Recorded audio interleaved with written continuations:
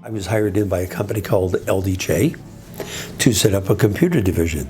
Two of my hires, well actually Kim and Denise, and Jeff and Mike. They were doing machine monitoring type stuff. Like really, back in the 80s, that was like major technology stuff that they were doing.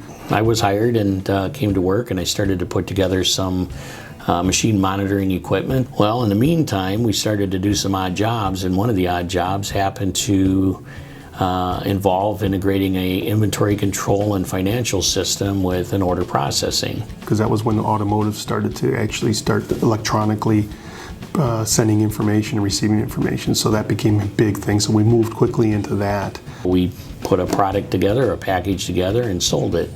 And then they referred us to somebody else who was in need, and then somebody else, and pretty soon it seemed like we had 15 accounts almost overnight. I think that because it went into the automotive world, the previous owner, it got away from machine monitoring, which I think he started to lose what it really was all about. And time went on, and I decided to leave that company, and I went to a little outfit called EDS. Jeff became the division manager, was kind of running the show, and I was kind of looking to get out too and venture out and do some other things. Mike and I had talked a lot about owning our own company someday. The original owner, Leon, came to Jeff and said, I want out. I ran to Mike and I said, Mike, you ain't gonna believe what just happened. So we were all excited about it, and of course we spent some time negotiating and contracts and all that kind of stuff, but we ended up signing and buying AIM Computers. And one day they called me up and said, would you like to rejoin the company? And it took me like 30 seconds or less to say yes, let's go, because I always enjoyed working with those guys.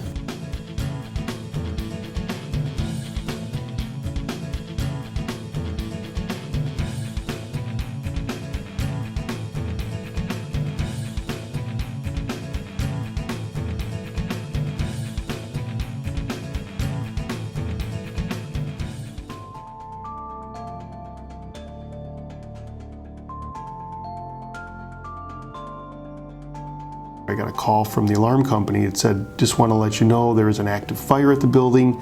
Firefighters are on site, and Bennett is closed. I headed this way, and on the way Jeff had called and said it's not good. So it was real. And he said, the building's on fire, and I said, I'll be there.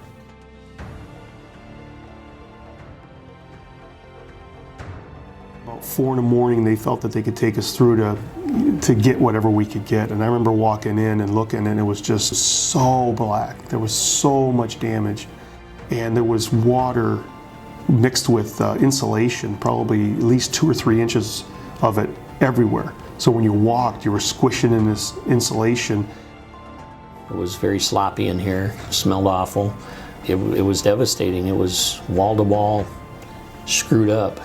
It was bad in here. It was really bad.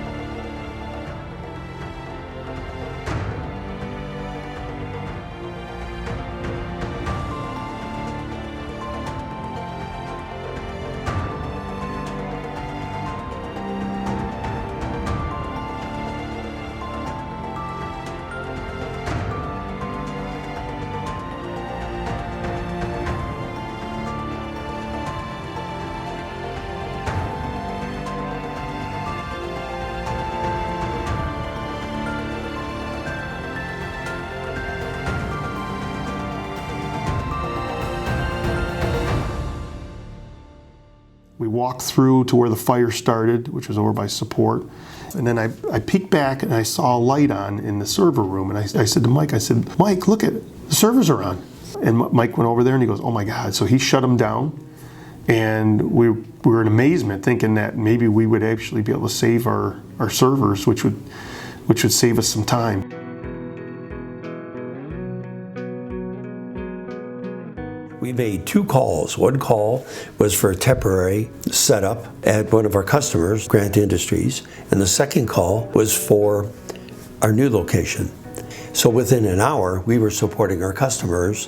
Grant Industries was a godsend. As soon as they heard we had the fire, they offered an area in their building for us to come in and hook up our support department. Part of our emergency plan we had in place was to, have emails and that people could email when there's an emergency and have a cell phone they could call. But having phones that we could actually transfer and do that kind of work was there's no way I can repay those guys for what they did for us.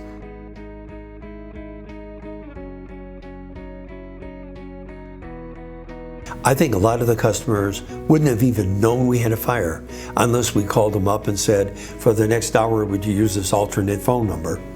Well, why?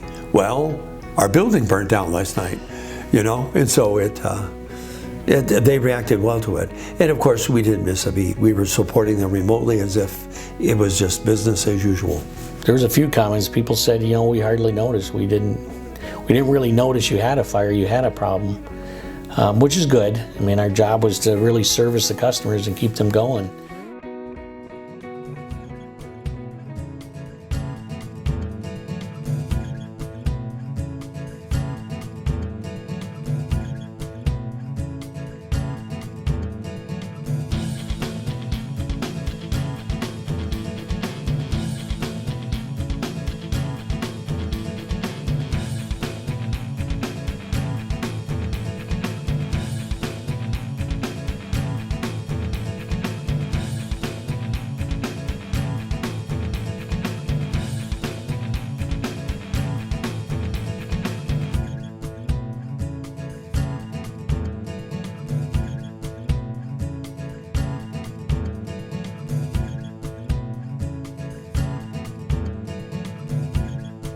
We're a fairly small company, and when you hire the right people, which I think we have a great staff right now, a lot of people have been here 20, 30 years.